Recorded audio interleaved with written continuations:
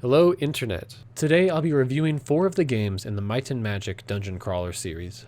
6, The Mandate of Heaven, 7 for Blood and Honor, 8, Day of the Destroyer, or 9, The Writ of Fate, which isn't written on there, ironically. And I'm going to compare all 4 games. Quick background, I'm a little younger for the generation that this game came out, or these games. I'm in my late 20s. These games were bigger in like the early 2000s, late 90s, and I very much feel that I am a late comer in this community, and that the wave for these games has passed, but I just so happened to have grown up playing Might and Magic 9, The Writ of Fate, with my dad a lot, so I have a big nostalgic tie to it.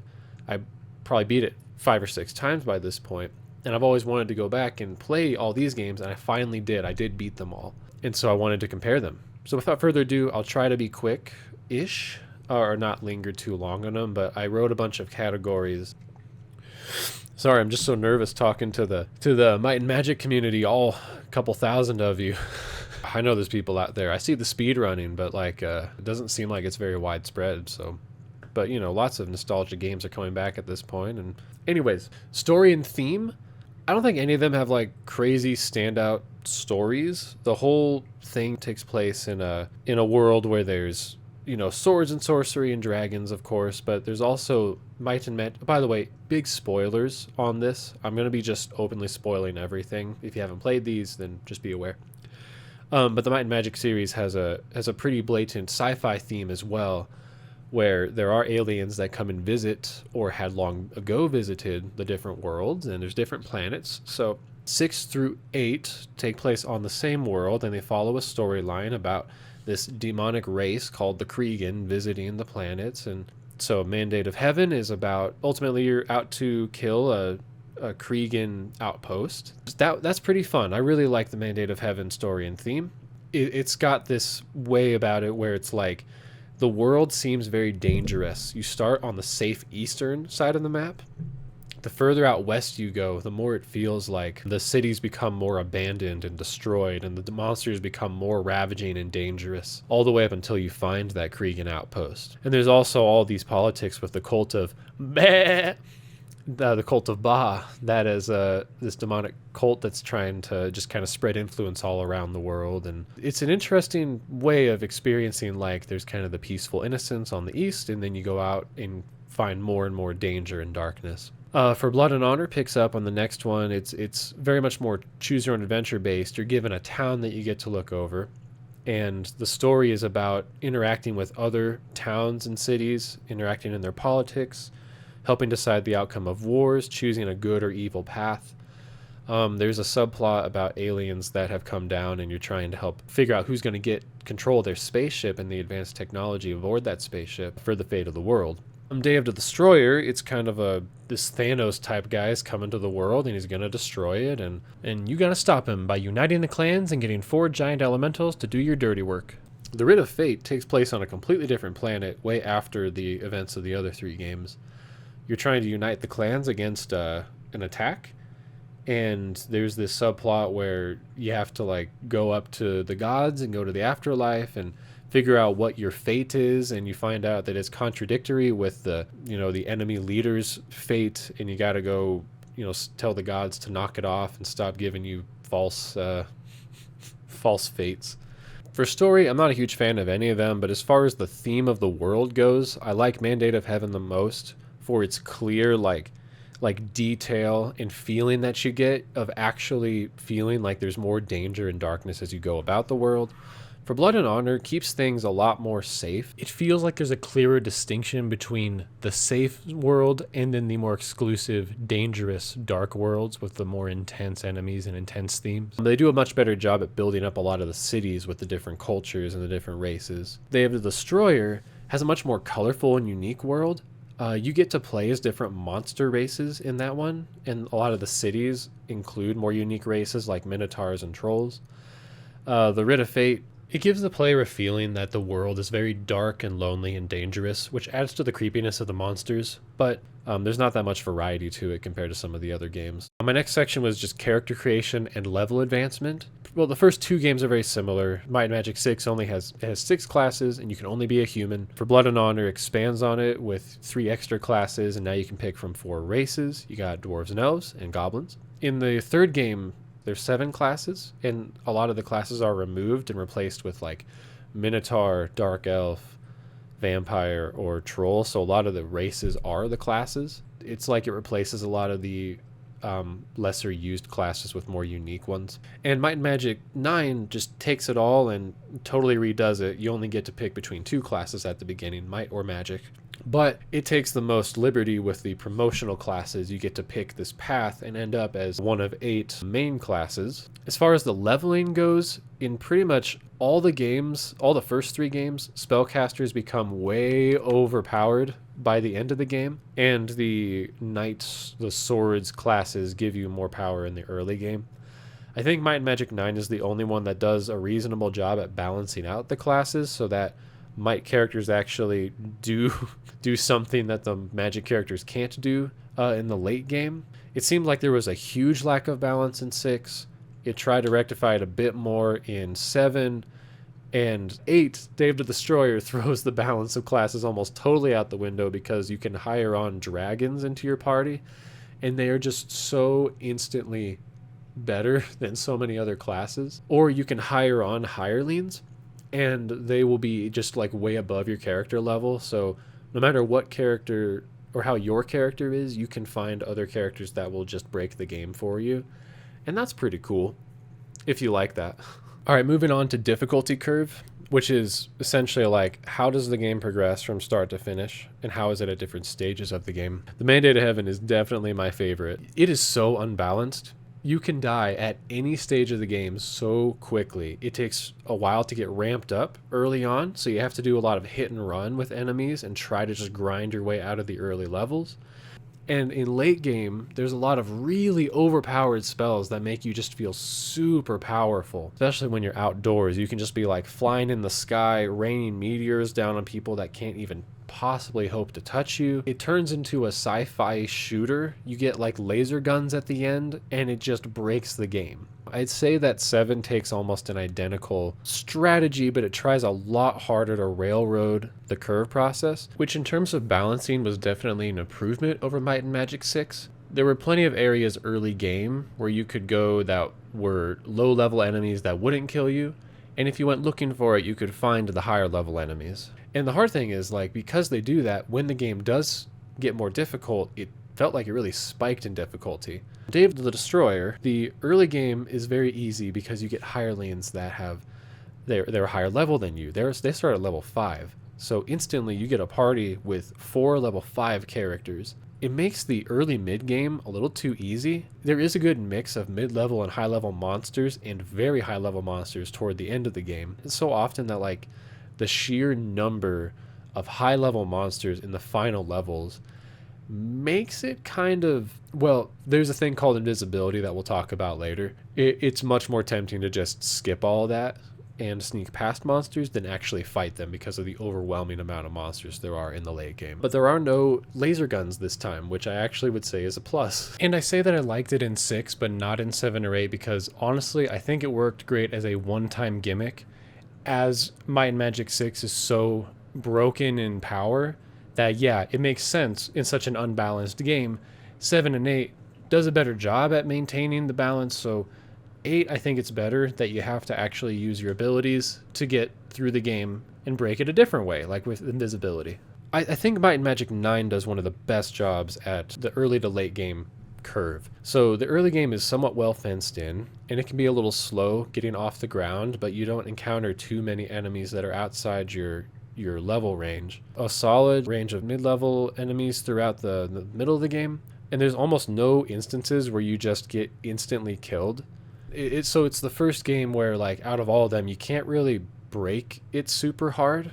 You get really powerful, and the game gets really powerful, and it all seems to, like, at least flow at the same pace. Real quickly on art and world design, I just want to say I think all 4 games have a really good soundtrack and sound design. If you just put on the headphones and get immersed in the world, it can be a pretty good time. Something I liked about number 6, I think they used either real actors for the characters or they did lifelike drawings. I personally like that better than the 3D renders. Number 6 does have a weirdly old school feel to it because it is old school, you know? The low quality 3D models are a blessing and a curse that they they look so bad at times. But the world itself, like dungeons are large and atmospheric and full of detail. For Blood and Honor, they improved their technology and the graphics are a bit better in quality.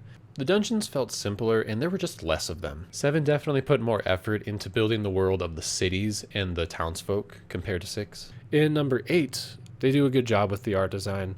It's a colorful world, it's a dark world. I liked that it was just blatantly like, the theme is black and red. Day of the Destroyer. Everything's dark. We've got wastelands over here. We've got a flooded Minotaur base down here. And they all have those dark themes, but I thought Day of the Destroyer was especially dark on purpose, and I liked that. I wouldn't say in Writ of Fate the art design of the outer world is very well done. It's all very much the same terrain. It's like narrow pathways without much to discover that lead you to the really well-designed atmospheric dungeons. All the models shifted to completely 3D to try to keep up with the industry. They don't look very good. Also, you lose out on something with it when every time in the other 3 games when you go to a shop, you click on it and there would be sort of this animated scene of the character working in their shop or doing something. Or if you go up to a dungeon, it would do this nice wide shot of the dungeon and you could see just how cool it is. You don't get that in the Writ of Fate. All right, the game design category. I think the best game design goes to Might and Magic 9. Here's why. Having the mouse pointer movement is a huge improvement for the controls over the janky keyboard. Like you have to turn yourself like this or inch yourself up like this and down like this. It's so old-fashioned and it's very disruptive to the game experience for me. Even when I configured it as best I could to a game controller, and I needed this because if I had to use a keyboard to play this game, it would be like so obnoxious I couldn't even finish the game. That's a huge bonus. Moving around actually feels so much more fluid. It does not have invisibility. And when you have invisibility, you can use it and you can move past monsters for entire dungeons to get to the treasure and then leave the dungeon. And I did that in a number of levels for both the games that had invisibility because it was the best option available to me. Might and Magic 9 takes out invisibility, which is a good removal. Powerful spells are fun, but this one changes the entire genre of a game and makes all your other abilities obsolete. Players should not have to restrict themselves to not use their own abilities in order to beat the game. The game should be hard enough that it does it for them. A bad removal they have is they removed flying, which allows you to navigate maps way more quickly and get to unexplored areas that you might be really curious about. You can only walk or run places, which means until you get Town Portal and Lloyd's Beacon, you're unfortunately back traveling through a lot of places where you've already killed all the monsters, and it's a lot of wasted dead time. They removed Archomage, which is a game that you can play, which was just a fun side thing that was part of the game. In 9, the world is separated by water, so you have to travel most places by boat.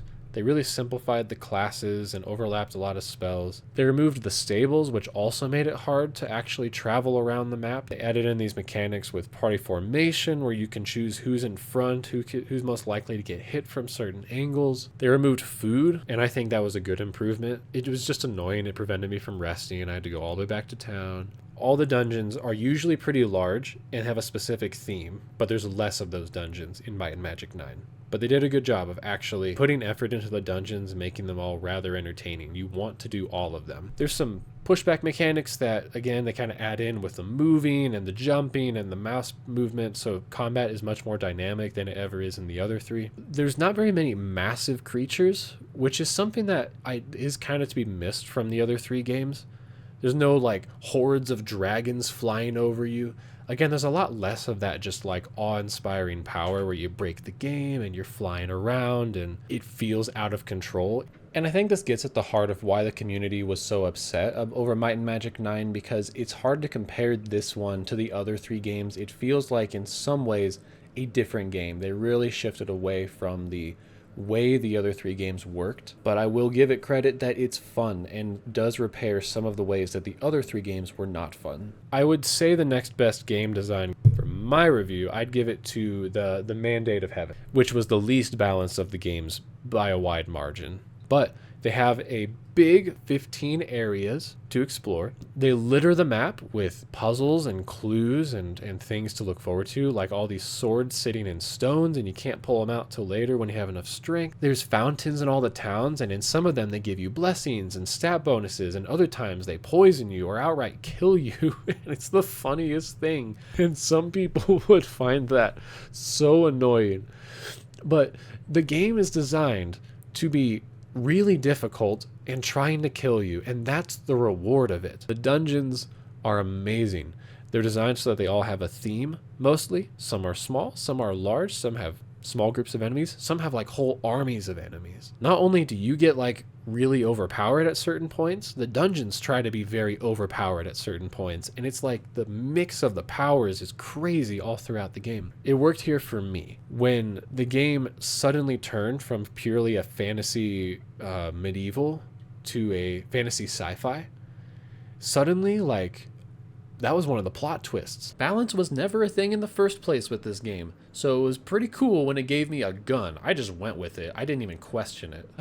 Anyway, I'm just reminiscing. I had so much fun doing that. Now, many people feel that for Blood and Honor, they improved on the formula, improved the game design. I realized after designing my review that I am very different from most people in this area, and I think the design of the game got worse. So one, they added the invisibility spell. Like, that's the thing. I had to struggle very hard with all my power, all my resources to beat the Mandate of Heaven. Once I got invisibility in For Blood and Honor, you bet that I just slithered by a bunch of opponents in some of the final levels where I was allowed to. Felt like I could have done that at level 1. They did add in Archomage, the card game, which is fun. The map was awkwardly shaped and I didn't know where it started and ended, so I kept running into walls as I was trying to explore the world. Many areas are scarce on enemies to fight or use repeated enemies, and many of the enemies are too easy. It just felt like there wasn't much variety and they recycled a lot of enemies at different points. There were multiple areas that were just giant spans of tunnels with the same enemy placed in it over and over and over again, like way too long of tunnels that had no variety in them. Also, they did something where it's like random piles of money were just all over the place. The sense that I got was that people played Mandate of Heaven and they thought, this is too hard. It's too unpredictable. We need more structure. And it felt like they just tried to child-proof the whole experience. They made it so beginner-friendly for so much of the game before they really unleashed the hard stuff on you. I didn't like that. Other people, seems like they didn't have that problem, and I only had the one playthrough, so. Day of the Destroyer, a lot of the things are similar. It's a smaller map, but it's at least a square, so it's easy to navigate. The Adventurers Guild is one of the only new components where you're like adding on new adventurers. It's fun if you like to break the game quickly. There's lots of legendary unique magic items. That was a new addition. The dungeons were a higher quality than they were in the previous game, but there were less of them, but they at least had the puzzles that you kind of got in the Mandate of Heaven. I liked it. People did complain it was like a shorter game and maybe a little more rushed, and I could see that. All right, I have 2 awards to give out. The first category is on cringiness, and I'm gonna give the most cringy award to the Mandate of Heaven. Reason number 1 is because for all the human models, they are downright creepy. And it's not fair because this is the first rendition, this is new technology for them, but still.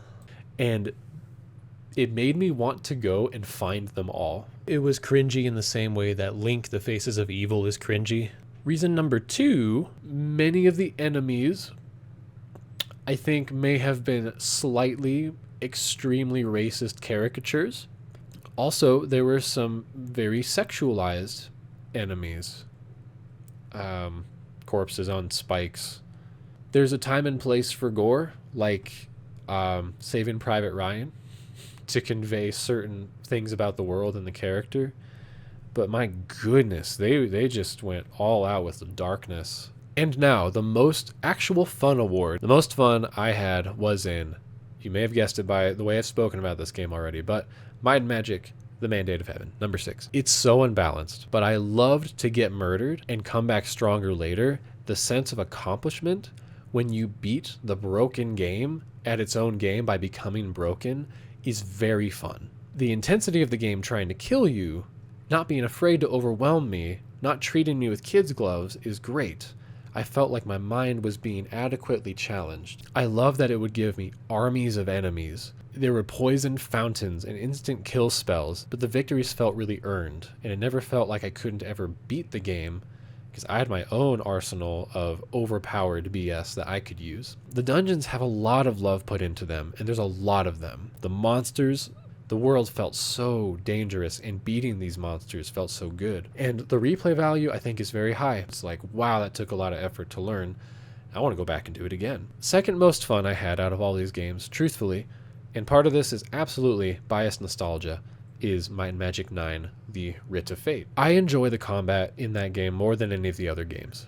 It's just well balanced, and the enemies are well programmed. Movement is very slow. That's a knock on it for sure. It's my biggest knock, I think. I just wish I could get from place to place a little quicker. You don't ever get the feeling of being all powerful like you do in the other 3 games, which is kind of disappointing. It's like it's just not the same vibe at all, but it's at least balanced all the way through, and it's rewarding to go and level up, come back, go out. I guess the best way I can say it is I wish that they would make any of the other 3 games with their world and their vibe and their complexity using the game engine of Might and Magic 9, which I think is ultimately superior and more fun to use.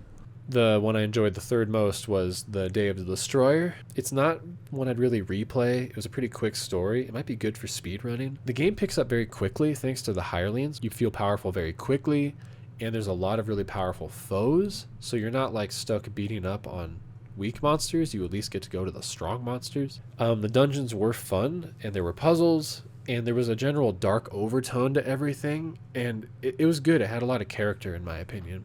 And I had the least amount of fun, personally, and I know many people had the exact opposite experience of me, but Blood and Honor. And the big reason was it was way too much errand running. The worlds feel like it is child-proofed. Character creation is one of the best parts of this game. I think it has all the right elements. The city building concept is honestly really cool, but it's hardly implemented. All you do is you get to like see your furniture increase as you do more quests. And the game just spikes really hard in difficulty at the end, and because they incorporated invisibility, instead of me like rising to the challenge and getting better so I can beat those monsters, I just became invisible. I walked past a lot of them and won the game. Which, to be fair, once I began treating it less like a dungeon crawler and more like Assassin's Creed, I began having a lot more fun, and it was a pretty good time. I did want to share, just to conclude this, like, these are just, my opinions and one person's perspective on the game, and I thought it might be interesting to the community to have somebody newer putting out a video about it, if anyone happens to watch, out of the couple thousand of you out there that are still playing these games. Now, I took 5 larger review site companies, and I averaged out their reviews to create a new order for all these. Number 1, by a slim margin, was The Mandate of Heaven, with an average of 8.86 out of 10. People would rave about the love and detail that went into this game, how big it was, and I think partially for the time, it was very state-of-the-art. Right behind it, 8.68 is Might and Magic 7 for Blood and Honor, with many people putting it above Mandate of Heaven. People loved the balance corrections. They thought the story was very engaging. No one had the complaints I had, so I feel like maybe I did something wrong, or I'm just too ADHD for some of it, but it did very well. And many people thought it was a great improvement, or that it was the best game in the series. Out of those 2 people agree on that. Day of the Destroyer takes a huge dive to 5.74. For many, they thought it was the worst in the series. Generally, that it was too quick, unbalanced. The class system kind of ruins the game and makes it too powerful to just find good hirelings. They thought it was kind of lazily written and lazily done. But it's worth noting that Metacritic users thought it was just as good as Mandate of Heaven at an 8.8. Finally, number 9, The Writ of Fate, nose bombed all the way down to 4.68 out of 10. People were majorly disappointed by this game. And if you don't know the story, this was the last game that 3DO made, I believe. They were bleeding money, and the studio was forcing the game developers to get the game out way before they were ready, and the developer called it pre-alpha at best. Truly, it's not a complete game, and it's a bit of an unfair assessment, but that's it. Like, the game was released over 20 years ago at this point. I don't know if there's ever going to be another Might and Magic game. Someone made a number 10, but they reverted it back to like the way that 1 through 5 were made. Maybe someday there will be a resurgence, like there is nostalgia. This was a booming genre of game for a while. And anyways, these games, they provide quite a legacy. They are total classics in their industry, in the RPG video game series, and to all the people who made them. I did have fun. I had fun in all of them, and I do see the work that went into them, and I thank you. If any of you happen to be watching, any people who are working on these games, please leave a comment. I would love to hear from you. You have played a big part in my childhood, and I very much feel that dungeon crawling has shaped the way I view the world a little bit. Anyway, I appreciate you guys watching. Hope you have a good day, and let me know in the comments below what you agree or disagree about as far as my unique review that kind of contradicted some of popular opinion. Anyways, see ya.